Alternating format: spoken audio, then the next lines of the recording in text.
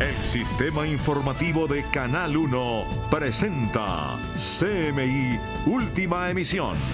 Se instaló la cumbre general de la OEA en Medellín. La crisis de Venezuela en la mira de la región. Bajan levemente cultivos de coca en el país, revela informe de la Casa Blanca. Cifra no disminuía desde 2012. Gobierno Duque dice que disminución de cultivos de coca es por erradicación. Insisten en el uso del glifosato. Otro ataque armado en Arauca. 5 militares heridos. Por crimen de María del Pilar Hurtado, Procuraduría abre investigación al alcalde de Tierra Alta, Córdoba.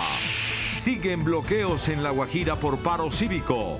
Nuevos enfrentamientos en Fonseca. Por concierto para delinquir, Fiscalía imputará nuevos cargos al cerebro de DMG, David Murcia Guzmán.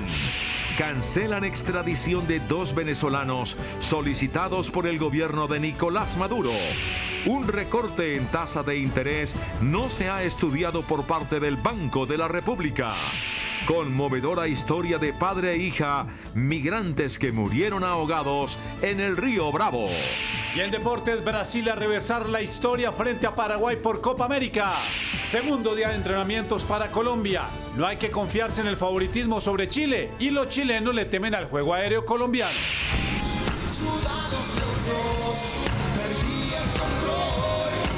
Mientras Don Omar cancela su concierto en Colombia, Wisin y Yandel confirman 2 fechas. Les tengo detalles de esta noticia al final de la emisión cuando nos conectemos desde la renovada Galería Santa Fe, así que no me fallen, tenemos una cita. Con Luisa Tobo e Inés María Sabaraín. Buenas noches, bienvenidos a CMI Última Emisión. Arrancó la cumbre general de la Organización de Estados Americanos en Medellín. La crisis de Venezuela y sus consecuencias migratorias para la región es el principal tema de la agenda regional. Gerardo Aristizábal con el reporte. Gerardo, buenas noches. Hola, muy buenas noches. Formalmente quedó instalada por parte del presidente de la República, Iván Duque, la Asamblea General de la OEA número 49, que se realiza por tercera vez en Colombia. El presidente de la República, en un discurso de media hora, hizo un detallado balance de lo que ha hecho su gobierno en la implementación de los acuerdos de paz, en la protección de líderes sociales, pero sobre todo en combatir el régimen de Nicolás Maduro en la vecina Venezuela. Dice que es una dictadura y que debe caer tarde que temprano. Nuestro deber es la dictadura finalizada, nuestro deber es la dictadura doblegada y nuestro deber es la libertad del pueblo venezolano. También ser capaces de elevar la atención de esa crisis migratoria y de obrar con fraternidad, porque esa ha sido la actitud del gobierno de Colombia, apreciado secretario Almagro. Colombia ha recibido con fraternidad a los hermanos venezolanos. Eso demuestra que la paz no está en los discursos, que la respuesta a los territorios no está en los documentos, sino en la verdadera voluntad de construir la paz con legalidad, y eso es lo que queremos para el pueblo colombiano. Horas antes de la instalación formal de la Asamblea número 49 de la OEA, el canciller Carlos Holmes Trujillo expresó su complacencia a nombre del gobierno colombiano por el estudio de la Casa Blanca que reconoce una disminución en los cultivos ilícitos en Colombia. El beneplácito del gobierno nacional lo expresó el canciller Carlos Holmes Trujillo ante el informe de la Oficina Nacional de la Política de Control de Drogas de la Casa Blanca, que reveló que durante el año 2018 hubo una pequeña reducción en las hectáreas de cultivos de coca en Colombia, que se pasó de 209.000 a 208.000. Algo es algo. Dice el canciller que la corresponsabilidad en el trabajo de los gobiernos Trump y Duque es lo que premia este resultado. Por primera vez en 7 años disminuyeron los cultivos ilícitos en Colombia. Es decir, los esfuerzos permitieron frenar esa tendencia que era una tendencia creciente. También fue enfático en rechazar la propuesta del expresidente Juan Manuel Santos, quien dijo que a la política antidrogas había que darle un vuelco porque esta ha demostrado su rotundo fracaso en el mundo. La herencia que dejó ese gobierno fue una herencia maldita de 200.000 hectáreas de cultivos ilícitos. A ese desafío tuvo que enfrentarse el gobierno del presidente Duque desde el primer día de su mandato. El canciller destacó que el informe de la Casa Blanca dice que en la producción y cultivos de coca se mantienen niveles elevados, pero destaca que se estabilizó y disminuyó un poco durante la administración del presidente Iván Duque. En la instalación de esta asamblea realizada en la Plaza Botero de Medellín, el presidente Iván Duque le solicitó a los 34 miembros de la OEA que reelijan en 2020 al secretario general de esta organización multilateral, el uruguayo Luis Almagro. Desde Medellín, Gerardo Aristizábal, CMI, La Noticia. Gerardo, muchas gracias, buenas noches. Y bajaron levemente los cultivos de coca en el país, que no disminuían desde el 2012. Hay 1.000 hectáreas menos que hace 6 años. La cifra fue revelada por el gobierno de los Estados Unidos. Según las estadísticas presentadas hoy por la Oficina de Control de Narcóticos de Estados Unidos, los cultivos de coca y la producción de la misma en Colombia se estabilizaron, gracias en parte a la gestión del gobierno de Iván Duque, pese a que los cultivos aún están presentes en el país. Los números indican que en 2018 se detectaron 208.000 hectáreas sembradas de coca en comparación con las 209.000 hectáreas en 2017, lo que representa una leve reducción de tan solo 1.000 hectáreas de este alcaloide. Sin embargo, con estas nuevas cifras, Estados Unidos reconoce que el 2018 fue el primer año en el que no se vio un incremento, pues desde el 2012 venía aumentando. Los niveles actuales siguen siendo de los más altos en toda la historia y todavía están muy lejos de los niveles del 2012 y 2013, cuando se logró reducir los cultivos a 78.000 hectáreas. Este nuevo anuncio de la Casa Blanca descarta la posibilidad de una desertificación por parte de Estados Unidos y se da a conocer justo un día después de que la ONU, en su informe mundial sobre drogas, revelara que el 70% de la cocaína en el mundo se produce en Colombia. Para el gobierno de Iván Duque, la reducción de cultivos es gracias al programa de erradicación forzada. El gobierno, a través de la ministra de Justicia, Margarita Cabello, destacó haber frenado el crecimiento de los cultivos ilícitos. Sin embargo, dijo que es necesario implementar todas las herramientas para seguirlos disminuyendo. Que el gobierno del presidente Duque logra romper la tendencia creciente de una manera exponencial de cultivos ilícitos en nuestro país. El comandante del Ejército destacó el trabajo de los 100 grupos de erradicación forzosa que hoy están trabajando en las zonas de conflicto donde están los mayores sembrados de coca. Hoy llevamos más de 20.000 hectáreas erradicadas, tenemos más de 1.600 laboratorios de clorhidrato de cocaína y laboratorios de pasta base de coca ubicados y destruidos. El gobierno se comprometió a mantener los esfuerzos para lograr una mayor reducción. Por primera vez en 7 años disminuyeron los cultivos ilícitos en Colombia. Es decir, los esfuerzos permitieron frenar esa tendencia que era una tendencia creciente. Naciones Unidas anticipó que en el informe que dará a conocer en un mes y que corresponde a la medición de 2018, todavía no se evidencia ninguna reducción de los cultivos de coca. La única cosa que yo puedo decir que no va a bajar, desafortunadamente, pero estamos finalizando las cifras y entonces no puedo dar más información. El mayor crecimiento de los narcocultivos ocurrió entre 2013 y 2017. Tras las declaraciones del premio Nobel y expresidente Juan Manuel Santos planteando que se reclasifique y se quite la prohibición a todo lo que tiene que ver con narcotráfico, CMI consultó con la Universidad de los Andes, cuyos expertos aseguran que la guerra contra el tráfico se está perdiendo. En entrevista con EFE en España, el premio Nobel y expresidente planteó la necesidad de reclasificar las drogas con criterios científicos y quitarle la prohibición a todo lo que tiene que ver con narcotráfico. Para el Centro de Estudios de Desarrollo Económico de la Universidad de los Andes, es claro que ese es el camino, teniendo en cuenta que la guerra contra el narcotráfico se está perdiendo y que además cada droga produce diferentes efectos.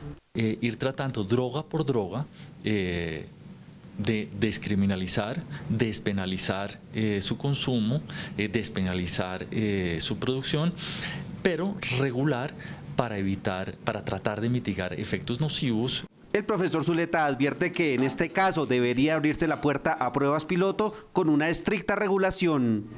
Debemos experimentar a nivel local, analizar los efectos y ir corrigiendo la política en esa dirección.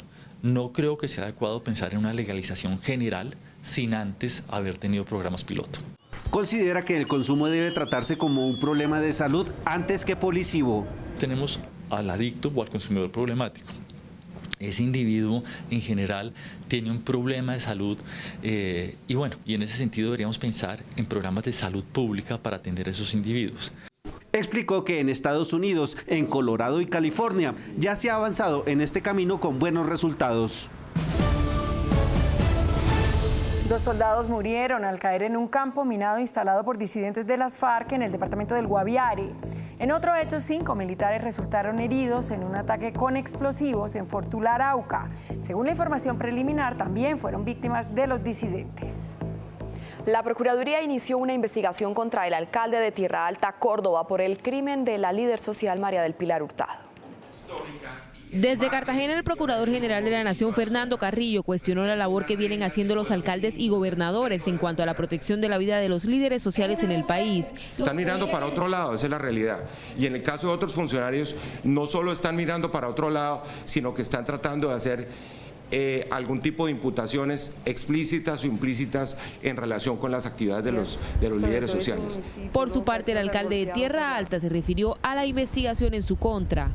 Tenemos nuestra conciencia tranquila, hemos hecho todos los actos que nos tocaba como administración municipal en los momentos de las invasiones que se hicieron en Tierra Alta aproximadamente hace unos 25 días. Por otra parte, el jefe del Ministerio Público habló sobre la destitución e inhabilidad por 13 años al exgobernador de Córdoba, Alejandro Lions, por el pago que recibió para mantener como prestador de servicios de salud a un contratista para la atención de los pacientes con hemofilia.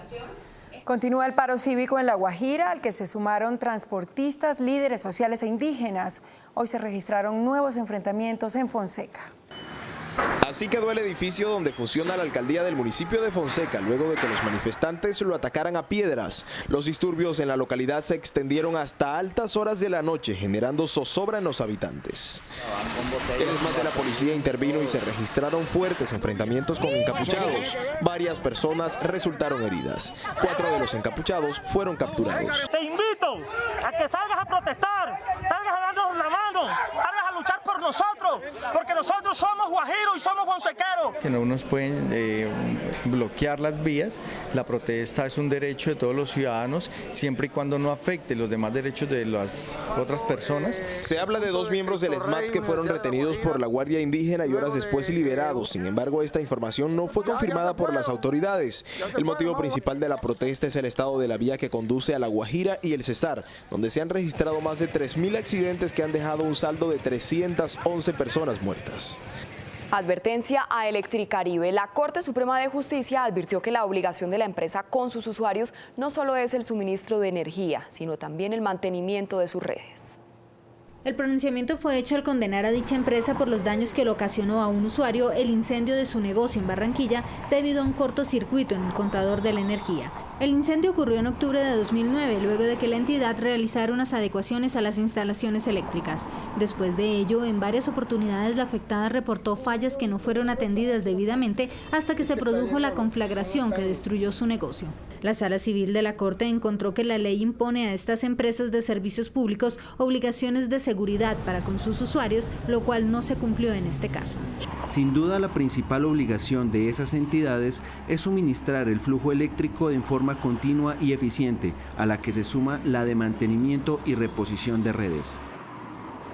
La Corte Suprema de Justicia dio por terminado el trámite de extradición de 2 ciudadanos venezolanos solicitados por el gobierno de Nicolás Maduro después de la petición que en ese sentido hiciera el presidente autojuramentado Juan Guaidó. Los extranjeros serán solicitados en extradición por los delitos de asociación para delinquir, obtención de lucro, forjamiento de documento y fraude electrónico, entre otros.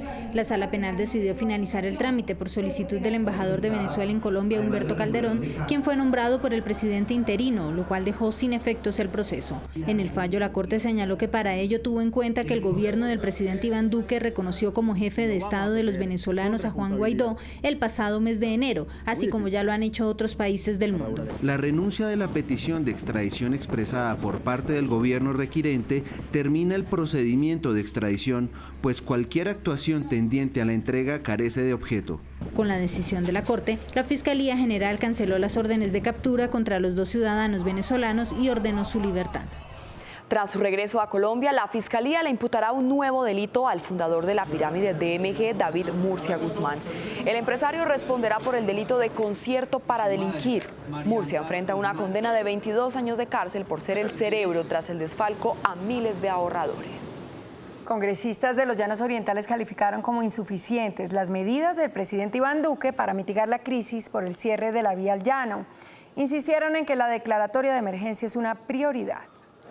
Aunque los congresistas de esta región del país valoran los anuncios para mitigar la crisis por el cierre de la vía al llano, los califican de insuficientes, pues los habitantes esperaban la declaratoria de emergencia. Quedaron pendientes unas medidas. La declaratoria de emergencia sigue manteniendo vigencia porque era una forma de lograr que se dieran unas decisiones en materia tributaria. Nosotros estamos pidiendo suspensión del IVA y del impuesto al consumo. Los congresistas aseguran además que las 60 medidas anunciadas por el jefe de Estado Iván Duque se quedan cortas. El presidente dijo que tenía 200.000 millones para prestar y eso uno en crisis, ¿para qué va a sacar plata prestada si ni siquiera ha pagado la que debe?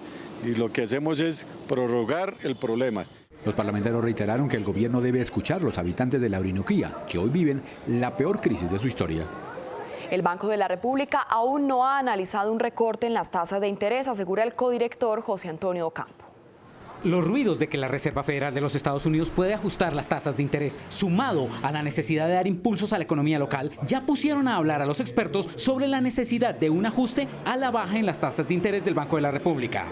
Yo trataría de mirar que si se necesita, que la economía está cayendo en el estancamiento, estimularía a la economía si se puede con política monetaria, bajar la tasa. Sin embargo, el emisor a la fecha no ha tocado el tema en sus recientes juntas. Hay que ver, digamos, las circunstancias de cada momento del tiempo para ver, digamos, qué decisión se toma. Los expertos consideran que en cualquier momento el Banco de la República puede reactivar la compra de dólares. El criterio nuestro nunca fue la tasa de cambio, ¿no? El criterio fue la necesidad de contar con más reservas. Conmoción mundial por la muerte de un padre y su hija migrantes. El Papa Francisco quedó profundamente entristecido tras conocer la historia. El sumo pontífice rezó por todos los que han perdido la vida migrando para escapar de la guerra y la miseria. La devastadora escena de Óscar Alberto Martínez Ramírez y su hija Valeria, de casi 2 años, ahogado en una de las orillas del río Bravo, cerca de la ciudad fronteriza de Matamoros, impactó con dureza al Papa Francisco. El sumo pontífice se declaró profundamente entristecido con el hecho y elevó sus oraciones por este padre e hija que perdieron su vida intentando cruzar la frontera entre México y Estados Unidos. También rezó por todos aquellos migrantes que han muerto buscando escapar de la guerra y la miseria. Esta imagen, que le dio la vuelta al mundo y generó una fuerte indignación, se convirtió en un símbolo de la tragedia que sufren los migrantes centroamericanos, víctimas de la implacable política de tolerancia cero de la administración de Donald Trump. De hecho, la polémica desatada por las condiciones inhumanas de detención de 300 niños inmigrantes en un centro de Texas tuvo una contundente respuesta desde la Cámara de Representantes, que aprobó un presupuesto de $4.500 millones para abordar la crisis humanitaria en la frontera. El autojuramentado presidente de Venezuela, Juan Guaidó, frustró un supuesto intento de secuestro a su equipo sobre una autopista de Caracas. En varias imágenes se observa cómo el líder opositor encaró a los miembros del grupo civil no identificado que portaban armas de alto calibre en una de las principales avenidas de la capital venezolana.